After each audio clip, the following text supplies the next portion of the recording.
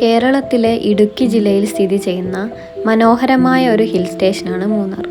സമുദ്രനിരപ്പിൽ നിന്ന് ഏകദേശം 1600 മീറ്റർ ഉയരത്തിൽ സ്ഥിതി ചെയ്യുന്ന ഈ പ്രദേശം പച്ചപ്പ് പുതച്ച തേയിലത്തോട്ടങ്ങളും മൂടൽമഞ്ഞും തണുത്ത കാലാവസ്ഥയും കൊണ്ട് പ്രശസ്തമാണ്. ഇന്നത്തെ യാത്ര മൂന്നാറിന് സമീപമുള്ള ശാന്തവും സുന്ദരവുമായ ഒരു പ്രദേശമാണ് യെല്ലപ്പെട്ടി.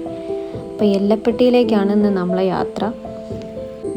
ഇന്ന് എൻ്റെ കൂടെ ഉള്ളത് രമ്യ മിസ്സാണ്. ഞങ്ങൾ ഒറ്റ മൈൻഡിൽ രാത്രി 11:35 KSRTCക്ക് കോഴിക്കോട് നിന്ന് കയറി.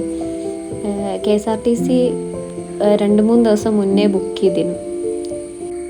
കണ്ണൂരിൽ നിന്ന് മൂന്നാറിലേക്കുള്ള ബസ്സായിരുന്നു ആ KSRTC. അപ്പോൾ കണ്ണൂർ എന്തോ ബ്ലോക്ക് ഉണ്ടായിട്ട് ലേറ്റായി. ഒരു 12:30 ആകുമ്പോഴാണ് കോഴിക്കോട് KSRTC ബസ് സ്റ്റാൻഡിൽ ബസ് വന്നത്. അങ്ങനെ മൂന്നാറിൽ ഒരു 5:30 ആകുമ്പോൾ മൂന്നാറെത്തി. നല്ല കൊടും തണുപ്പായിരുന്നു. ഞങ്ങളാണെങ്കിൽ ഒരു സെറ്റർ മാത്രമേ എടുത്തുള്ളൂ. അങ്ങനെ അപ്പോഴാണ് റോഡ് സൈഡ് ഒരു ക്യാമ്പ് ഫയർ കണ്ടത്. ആരാന്നറിയില്ല, മൂന്നാറിൽ വിസിറ്റ് ചെയ്യാൻ വന്നവരോ അല്ലെങ്കിൽ അവിടെയുള്ള ആൾക്കാരോ ആരോ അറിയില്ല, ഒരു ഫയർ ഇട്ടുണ്ടായിരുന്നു. അങ്ങനെ അവിടുന്ന് കുറച്ച് ശരീരമൊക്കെ ഒന്ന് ചൂടാക്കി ഞങ്ങൾ റോഡ് സൈഡ് പിന്നെ ബോട്ടിൽ വാട്ടർ വാങ്ങി പല്ലൊക്കെ തേച്ച് അവിടെ അടുത്തുള്ള ഒരു ടീ ഷോപ്പിൽ നിന്ന് നല്ല ചൂടുള്ള ചായ, ഇഡ്ഡലിയും സാമ്പാറൊക്കെ. യെല്ലപ്പെട്ടിയിലേക്ക് എങ്ങനെയാണ് പോവുക ഒന്നും അറിയില്ല. അങ്ങനെ ടൗണിൽ നിന്ന് തന്നെ ഞങ്ങൾ അവിടെയുള്ള ആൾക്കാരോട് പോകേണ്ട റൂട്ടും എല്ലാം മനസ്സിലാക്കി വെച്ച് ബസ്സിൻ്റെ ടൈമും ചോദിച്ച് 7:30 യെല്ലപ്പെട്ടിയിലേക്ക് ബസ്.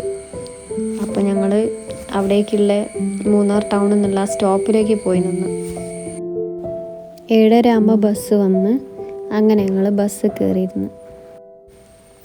മൂന്നാറിൽ നിന്ന് യെല്ലപ്പെട്ടിയിലേക്കുള്ള യാത്ര പ്രകൃതിയുടെ അതിമനോഹരമായ കാഴ്ചകളിലൂടെ കടന്നു പോകുന്ന ഒരു മനോഹര അനുഭവമായിരുന്നു. വഴിയൊട്ടാകെ പച്ച പുതച്ച തേയിലത്തോട്ടങ്ങളും മൂടൽമഞ്ഞ് മൂടിയ മലനിരകളും വളവുകൾ നിറഞ്ഞ മലമ്പാതകളും യാത്രയെ കൂടുതൽ ആസ്വാദ്യകരമാക്കുന്നു.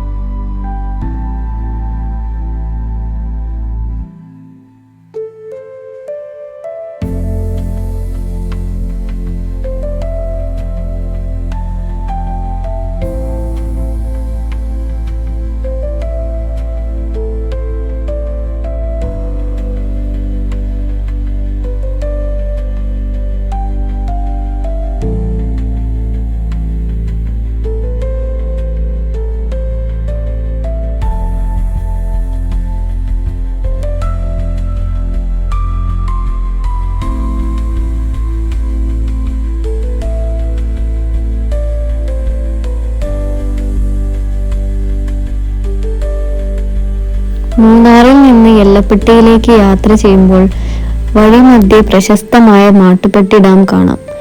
മലനിരകൾക്കും പച്ച പുതച്ച തേയിലത്തോട്ടങ്ങൾക്കും നടുവിൽ സ്ഥിതി ചെയ്യുന്ന ഈ ഡാം മൂന്നാറിലെ ഏറ്റവും മനോഹരമായ വിനോദസഞ്ചാര കേന്ദ്രങ്ങളിൽ ഒന്നാണ്.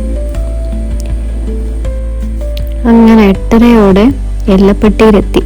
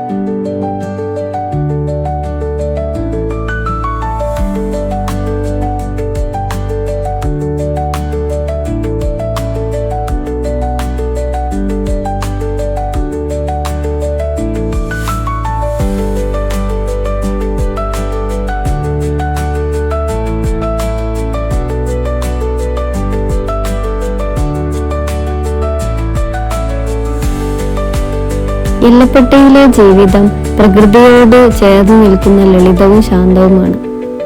ഇവിടുത്തെ പല കുടുംബങ്ങളും തേയിലത്തോട്ടങ്ങളിലെ ജോലിയെയും കൃഷിയെയും ആശ്രയിച്ചാണ് ജീവിതം മുന്നോട്ട് കൊണ്ടുപോകുന്നത്.